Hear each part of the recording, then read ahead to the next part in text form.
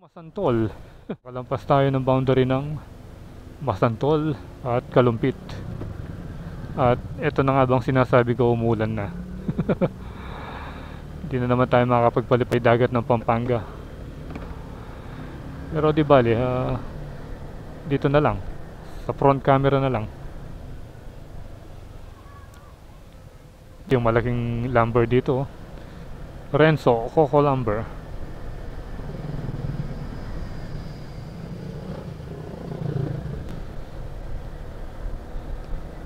So nandito na rin tayo, diretso na. Sayang naman ng biyahe natin.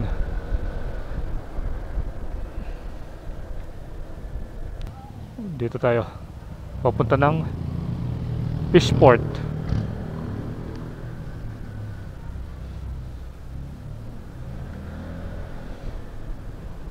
Ayan, dito pala yung yung Pampanga Delta Bridge. Yung huli nating in-update.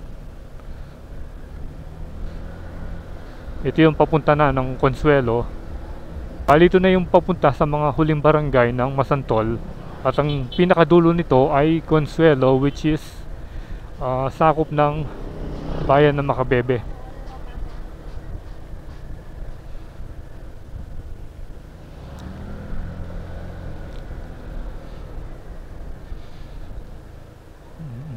Ayan na, dito na yung Masantol Fishport.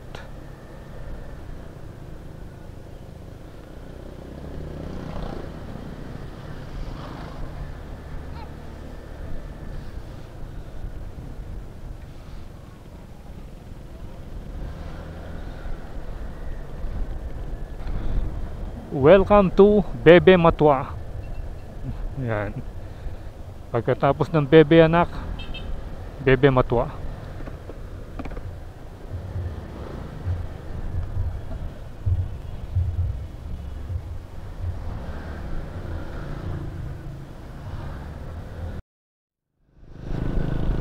Barangay San Agustin, welcome.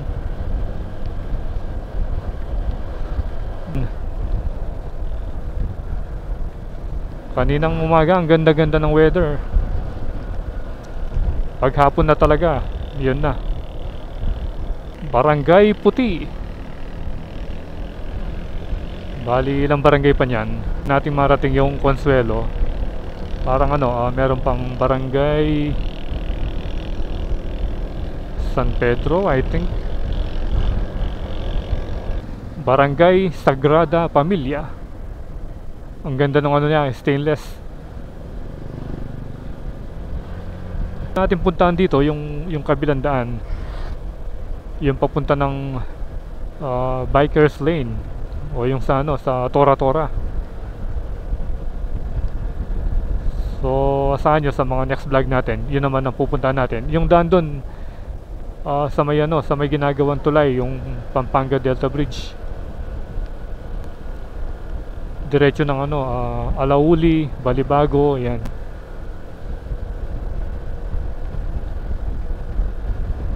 Amba.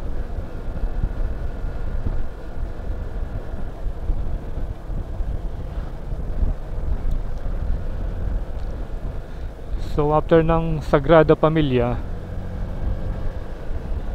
Barangay San Pedro.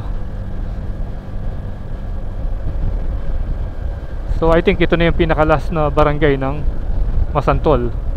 At yung next barangay na sakop na ng Macabebe, yun na yung Consuelo. Doon yung pupuntahan natin. Dagat ng Pampanga.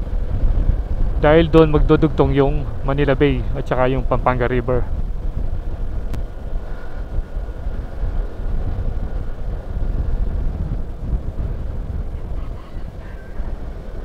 Adjunct na yung service ng barangay.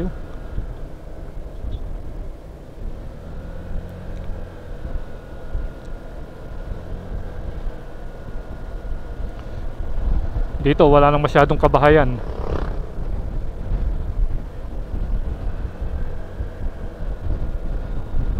Ayan ang lalawak ng mga palaisdaan.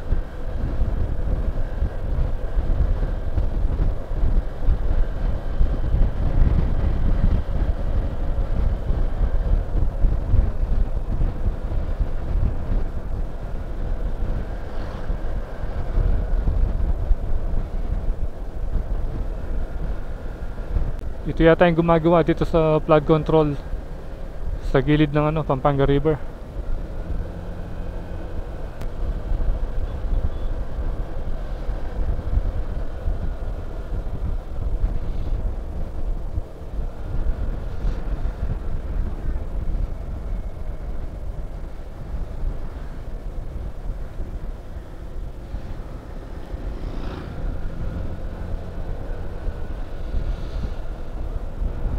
Yung mga ano, yung mga gumagawa ng bangka.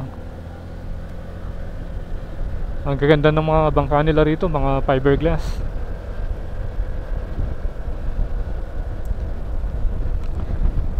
Dito marami ka rin makikitang mga bagong tayong bahay.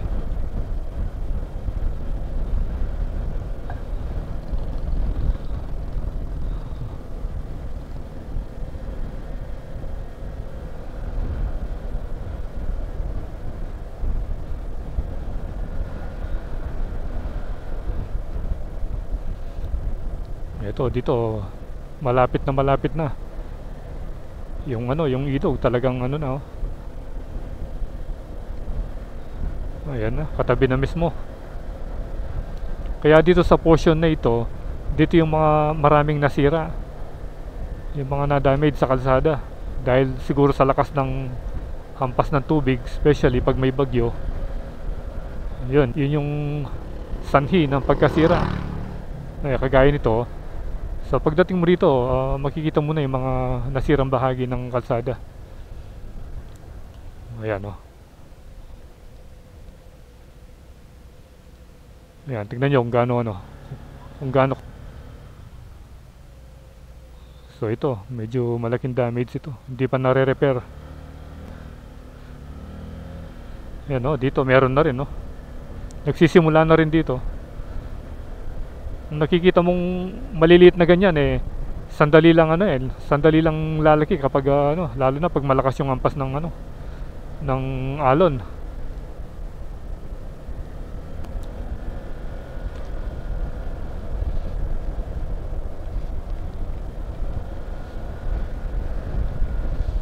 Ayan pa, oh, wala nang laman dun sa ilalim.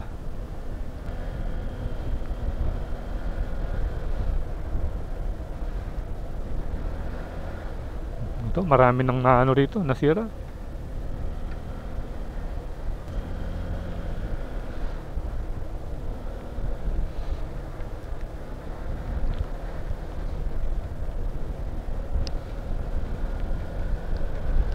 Uy, lumakas ang ulan. Ito pa yung mga ano, paggawaan ng bangka. Mas malaki na yung ginagawa nila ngayon. Dati yung mga bangkang ginagamit maliliit lang.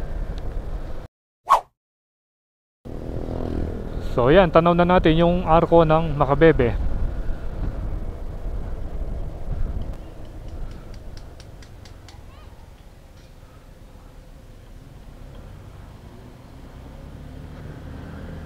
Pampanga River. Ayan, oh. Municipality of Macabebe, Province of Pampanga. Ayan. Ito na yung Barangay Consuelo, Consuelo High School.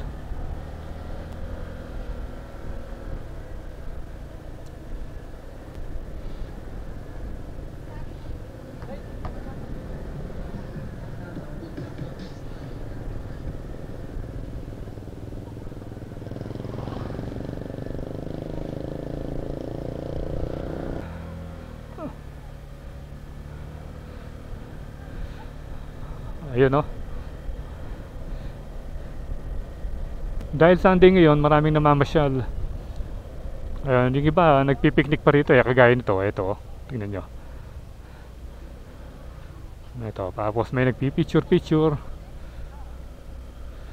Ano pala ito, office ng DNR, yung ginagawang building noon. Ayun, oh.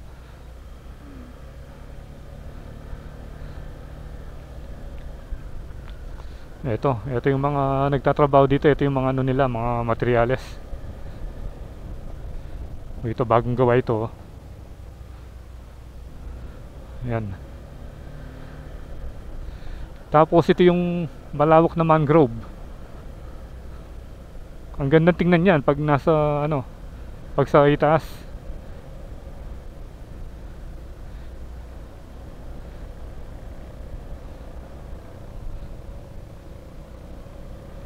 Ayan o, yung mangrove. Tapos dito sa dulo, dito yung ano, Philippine Army, yung station nila. So hanggang dito lang tayo. Ayan, hanggang dito lang. Op, ito na yung mga bakawan.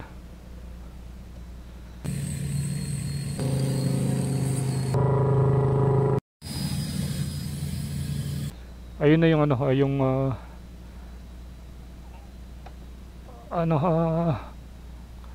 ano kasi yun, parang tourism office extension.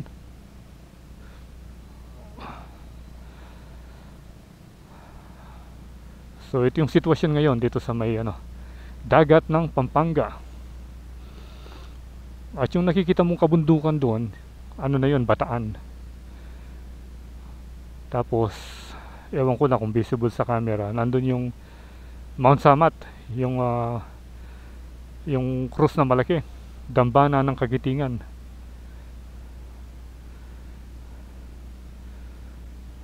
Buti na lang huminto yung ulan, makakapag-drone tayo. So punta muna tayo doon sa may mismong rooftop para makita natin yung kabuuan.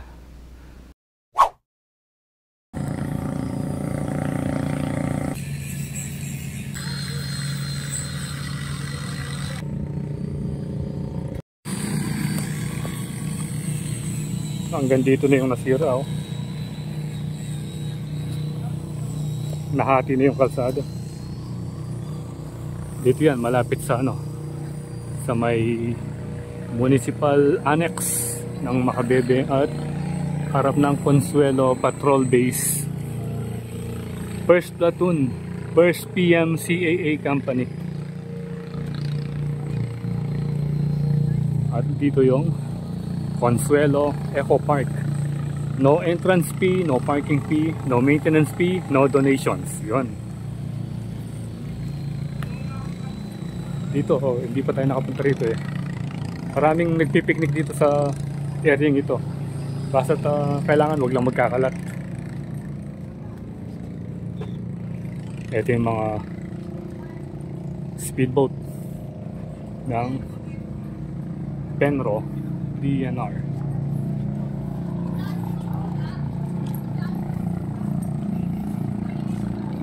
Yun naman sa ano, sa Philippine Coast Guard.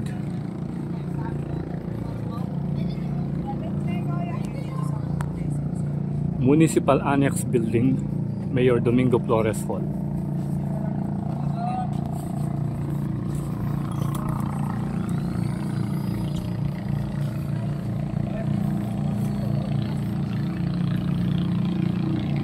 Noong mga panahon na pumunta tayo rito, siguro mga 3 years na, nakapunta pa tayo hanggang doon, no? Noong panahon yun, walang tubig rito. Hanggang doon sa mga bakawan, nakapunta tayo. Balik tayo sa taas.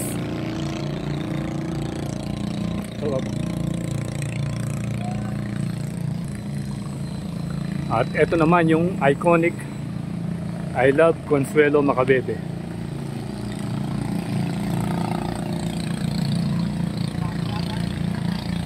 So sarado yung office.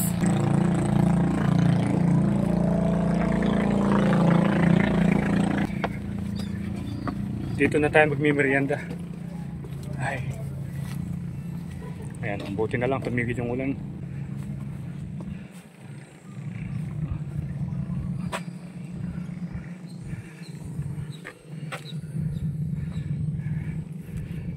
Ito.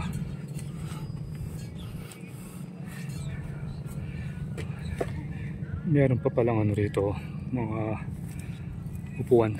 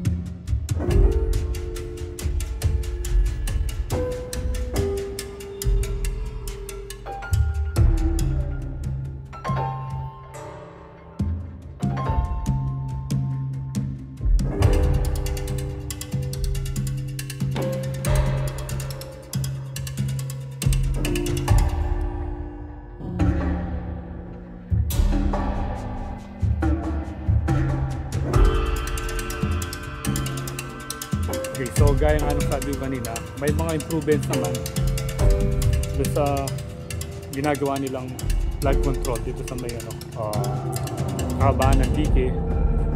Yun, simula dun sa nakita nating mga heavy equipment na nakapark doon hanggang dito. So yan, nakita natin dun sa drone shot yung mga improvements na nagawa nila, especially yun yung nasimentuhan ng bahagi ito. Yan, kasi dito sa malapit dun sa harapan ng kampo, nahati na yung kalsada, oh. Kaya nga tinatambakan ng mga boulders.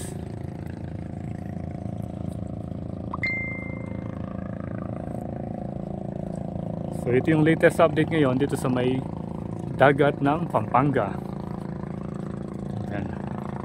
Maraming rito, maraming nag-aabang sa sunset. Ayan, tingnan nyo. Isa itong magandang sunset sa mga dinarayo dito na mga local tourists. Ayan. Pag na-champion nyo yung rito, kulay orange talaga. So one time na-champion natin yun, kaya lang medyo late na nun, kaya agad din tayong umuwi. Ayan,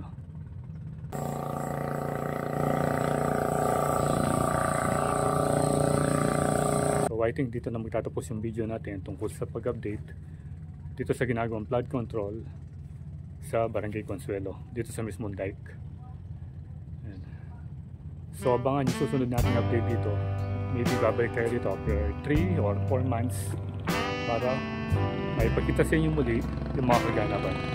So ride safe always, kabalan. See you when I see you, and Koy Landas is signing out.